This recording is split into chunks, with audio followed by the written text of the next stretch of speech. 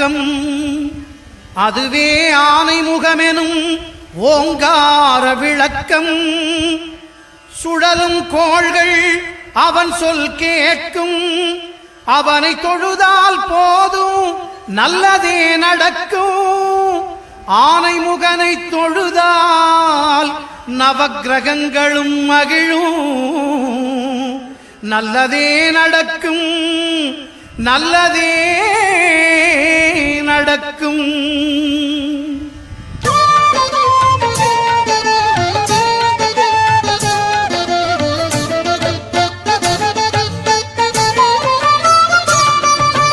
ஒன்பது கோளும் ஒன்றாய் காண